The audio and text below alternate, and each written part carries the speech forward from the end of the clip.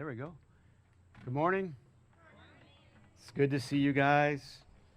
Thanks for being here. I think after Dale's song, I want to say, tip the ushers. It'll come to you.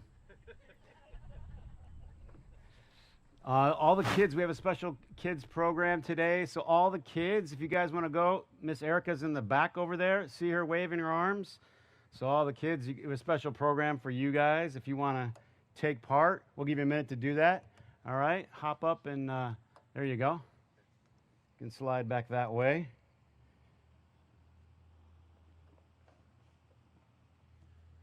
Give you guys a second to do that. Excellent. I want to read a scripture from James. This is James chapter 4 and verse number 13.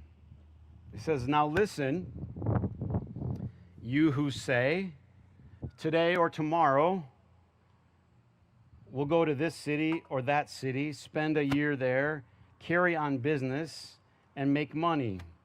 Why, you do not even know what will happen tomorrow." Who can say amen already to this? Who's ever made some plans for tomorrow? Or, as the saying my mom told me, I don't know where this came from, man plans and God laughs, right? So the idea is, in James, one of the wisdom books that we're studying this summer as we're trying to study wisdom and trying to gain some wisdom, is you don't know what's going to happen tomorrow. And it's, of course, great to plan. It's probably better than not planning. But at the end of the day, nobody's assured tomorrow. We certainly aren't assured that tomorrow will be like it was today. But don't we hate uncertainty? Anybody? I mean, we want to know, like, this is exactly how it's going to be tomorrow. This is how it's going to be next week. This is how it's going to be the week after. We're addicted to certainty. We want guarantees about the future. But the reality is, we can't guarantee the future. We can't know for sure. We resist change. It's in our nature. This morning, we're trying to get Charlie to eat blueberries. When she was real little, she ate blueberries. And then all of a sudden, no blueberries. Won't eat blueberries. Won't eat fruit. So she loves yogurt, so I told Vicki, like, I'll cut up, we'll get her eating it, like just shoving it down like she does, and then I'll just slip a little blueberry in there. And in fact, I said, I'll cut it in half. So I cut a blueberry in half. She's rifling down the yogurt. She gets a mouthful that has a blueberry in it. We're thinking, yes, and all of a sudden, that magical tongue spits it out, puts it right on her lip right there, and then she grabs it. She has a sensitivity, right? Not going in. So I said, that's okay, I'll cut it into fourths. Same thing. Finally, I got the blueberry so microscopically small, it went down. Does anybody know what I'm saying? She resists change. I want my yogurt smooth and creamy. Hi. If you want. I have an assistant speaker. If you want to use this. And this one's better? You're getting some feedback. Okay. Hi, everyone. Okay. Hello? Check. Hello? All right. Hi. I'm Johnny Cash. Did you see that movie?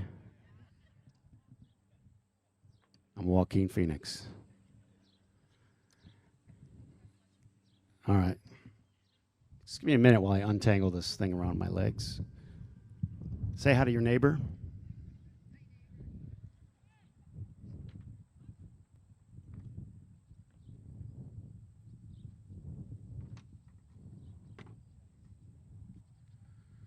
All right, there we go. So Charlie doesn't like change in her diet. You and I don't like change in our schedule. We don't like change in our world. We like to know what's going to happen tomorrow.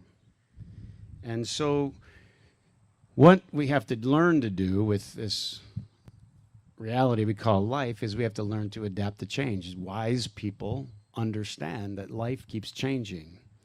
And it always contrasts wise people with foolish people. Foolish people think somehow they can always keep it the same. And the only fool is yourself. Whenever you're fooling something, you're fooling yourself. So wise people know, look, life's going to keep changing. How many have found this already to be true? Now, even though you know it's true, have you found it easy to accept? There's the trick. It's true, and we know it's true, but it's not easy to accept. And so here's the other kicker. Life doesn't cut your blueberries into 16th parts.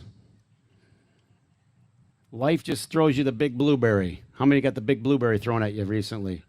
Right? And you feel like you're going to choke on it. You're going to gag on it. Let me be a little more serious. The phone rings. It's a doctor.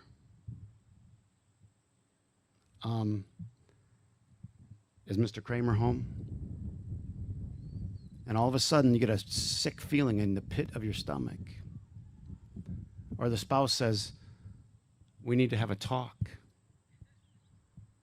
And you get a sickening feeling like it's over. Or the boss calls and says there's going to be some changes. You know what the big blueberry feels like. And we avoid change. It's our human nature, sort of like at all costs, we want to get by. Anybody here ever try to recreate the perfect evening? Remember that? Like you had a great date or you had a great experience and you said, let's make that exactly like we had it 20 years ago, 10 years ago, 5 years. Anybody ever try this? Was it a disaster? Yeah, sometimes it's like, you know, you had the right waiter, you had the right mood, you had the right table, you had the right music was in the background.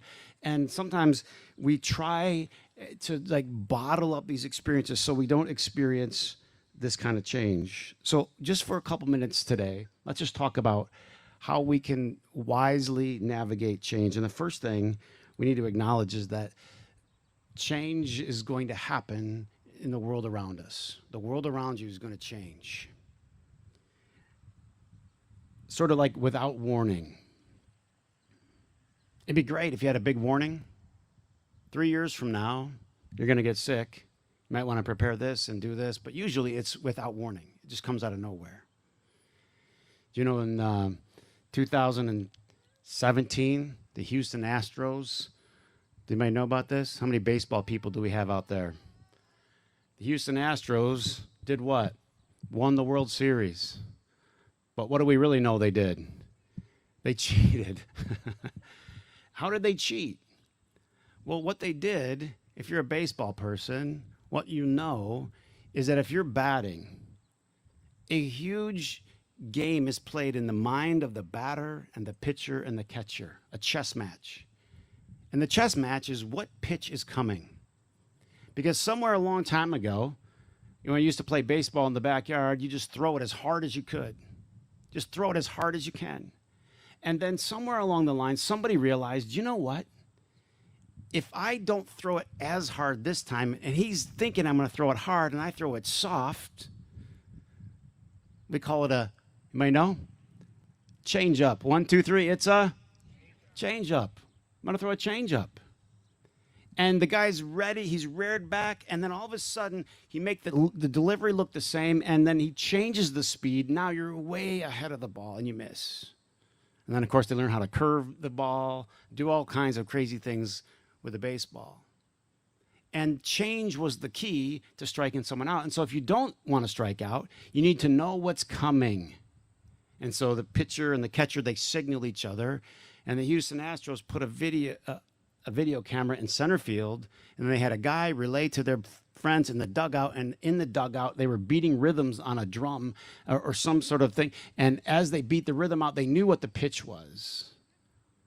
Why? Because if you can beat change, you can cheat life. Ready? You can't cheat change. You can't do it. It happens to everybody. It comes out of nowhere.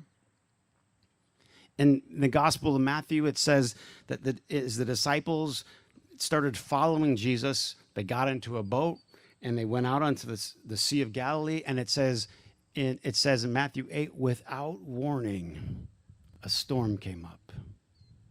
No one calling signals for them. Now, I want to explain something I think is incredibly important here. As people read the Gospels in the early days, they put themselves into these stories. They didn't just observe them from the outside, but they saw themselves as a part of them. They would read the story and think, "How that's me." It's key to know. It says they started following Jesus. Immediately after that, they get on a boat and they experience an unexpected storm. Unfortunately, what many people were sold. Anybody ever get sold something and it wasn't the right thing? Whoever got sold a car and it wasn't what you thought it was going to be? A lot of people got sold their Christianity and it was, if you follow me, you won't experience any storms. Or there's a storm warning system. And the reality is, I think what this message was in Matthew was this. Immediately after following Jesus, they found a storm and it was without warning. Because the reality is, even for the followers, the storms come without warning. You might even read in Mark's gospel where Jesus invites them. Would it be too dangerous to say that sometimes God even invites us? Because maybe the change around us, stay with me, don't throw things. The change around us invites change within us if we're listening. Let's talk about it this way. Some of us know we would never change in here if we weren't forced to change out here. I'm getting close. You're starting to hide from me. We would never change in here if this didn't force it upon us. Who can say it's true in your own life? I think knowing that the world around us is going to change and accepting it and asking God, what is it that needs to change in here? Because as you know in the story, Jesus is sleeping in the boat. He can immediately calm the storm. God's in control, right? Somebody handed me a bracelet our first Sunday outside, right? When we first came back to gathering together outside, they handed me a bracelet and it said, "God's got this." How many know that's true? You got one? All right, you guys are wearing them. All right. So we know this is true. Jesus is sleeping in the boat. God's got this. But where is the anxiety? The anxiety is here. And so we know God's going to get us through, but we wrestle in here. And what God does is he uses this to change this. Somebody asked me a while ago, they said, what did you get surprised about with Charlie having a baby for the first time? And I said to him very clearly, I had no idea it was 24 hours a day. What does that chaos do to you in here? It forces you to be patient. There's just things I can't do. There's just things you have to change. How many of you know what I'm talking about? Things out here can change you in here if you will go with the program. Second thing that changes is the people beside you change. Have you noticed this to be true? The people beside you change. And some change for the better, thank God. Some change the other direction. But people beside you change. They just do. And so part of being wise is knowing that the people around you are going to change. You remember the story where David is brought into Saul's service?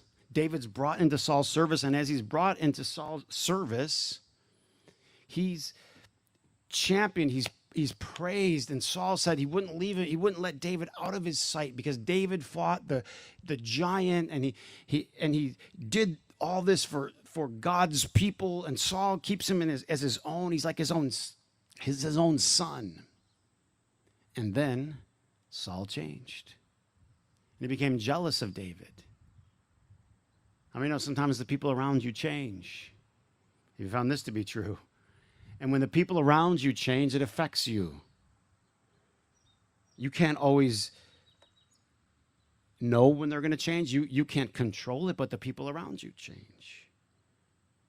And the third thing is you change. Who could say here, boy, am I a different person than I was 10 years ago? Who could say I'm a very different person than I was 20 years ago? Now look at this. Think. Will you be different in 10 more years? Our minds tend to think, no, I've arrived, I've reached it. We do. Maybe we would never say it out loud because you'd sound arrogant. But in your mind, in your heart, you think, okay, now I got it. Now I think I got what it's all about. But the reality is, if that trajectory is true, the other day, I was moving my office, and so I found all these old books. And amongst the old books, I have these old, I write things down all the time. So I'm writing things down. And I found some of the old stuff that I wrote. And I think, oh my word, were you immature? Is anybody? And I think, thank God I'm so mature now. That's all I could think of. But we don't say it out loud, but this is how we think. We think, but the reality is we're all on this trajectory. Do you remember in Philippians chapter 3, Paul says, the things that mattered so much to me back then don't matter at all to me now. It's dung, it's manure, you use other words. But I obsessed about it. Who can look back? Remember when you were a teenager, the stuff you obsessed about? Anybody? All of a sudden you get, 38 and you're like, man, what was I thinking? But then you have your own teenagers and then you realize, well, they do the same thing and probably theirs are going to do the same thing. That life is a process of continual change, and that's okay. As long as you allow the change inside you. We shouldn't get graded on where we are. We should get graded on how we're letting ourselves grow. That's why we don't judge other people, because they're somewhere on that continuum. They're somewhere in their journey. Now, we wish some people would grow faster than others. Sure. But what we need to do is to learn to let the change happen. So let me land this plane, and then we're going to share communion together. It's going to be beautiful. Why do we resist change so much? And I have an idea I'm going to float to you. I think we resist it so much because when we experience change, we feel out of control.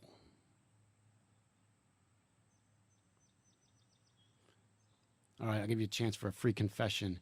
Who here has driving control issues? That is, no one else in your family can drive. Put it up right now and admit it. There you are. Why? Well, because you're clearly better, more qualified, more gifted from God. You're God's gift to the freeway. Put your hand up and we can see it. God's gift to the freeway. But it's weird. It's in your head. It's deep in there. It's buried. Just something inside you thinks like, I'm really the better person to handle this. Now that you've already confessed part way, who your hand was already up. Who's almost killed yourself at least once on the road? Well, there you go. You weren't paying attention. You did this. You did that. In other words, you get faulty logic there. Now, the reality is when we've experienced change, we have to let go. Let me take you back to the Bible story one more time, and I want you to enter it this time, as I was talking about. I think how the ancient readers of the scriptures did. They always put themselves in. It wasn't just something to observe, oh, that's interesting, but they put themselves in. So you're Peter, you're on the boat. The storm is up, Jesus is on the water, and he invites you to let go. Here's the funny thing. Some of you have so spiritualized your life, you think that you would step out of the boat and walk to Jesus on the water, but you won't let your wife drive. I'm getting close. Control is a funny thing, isn't it? We feel comfortable if we think we're in control. If we think we're in control. But the reality is, none of us can be completely in control. This step that Peter takes from the boat to the water represents a step that all of us must take in life. Hear me again. This step that Peter takes from the boat to the water, from certainty, from familiarity, from comfort, from home, his boat, his world, to the great unknown, is a step that God invites every one of us to take. He invites you to take the step from your own world, from your own certainty, to the waves, the water, the murky, the unknown. Now, the last thing I'd like to say about change is this. In James, it says that each one of us, when we're looking at the scriptures, we're also looking in a mirror. And when you look in a mirror, you intend to do something there. Quick survey, who looked in the mirror this morning? Anybody make some mid-course corrections? The idea is you're looking there to what's not going right. What's not going right? Can I tell you the only reason, maybe not the only reason, but one of the main reasons that you should be here or here, if you're with us online? Mid-course corrections. What doesn't look right? But you got to look a lot harder. Listen carefully. You have to look way down into here. And this is easy to avoid. It's easy to fix your hair. Someone say, you haven't seen my hair, bro. Well, except for my wife. The rest of you, it's easy to fix your hair. But it's a long and deep look down inside here. But what change does, listen carefully, change gives you a window to hear. Because if things get uncomfortable enough, you'll take a peek. You'll take a look.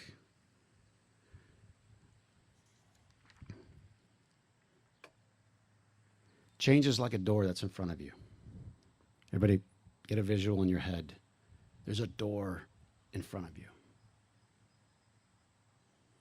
One of two things is going to come into your mind. Oh no, what's behind that door? Is that door going to open? Is something going to come get me? Or, I wonder what's beyond that door. Is there something I could go and get? Change is the door. Your perspective is the opportunity. And here's what I want to say. Listen carefully. Because of God, all change is opportunity. Because of God, all change is opportunity. All change. You say, Chris, but I've had some bad changes. I understand that. That's what God is in the business of. Taking bad and turning it into good. Taking the unexpected and making the miraculous out of it. Because of God, all change is opportunity. With faith, ready? That door is always good. It's always good.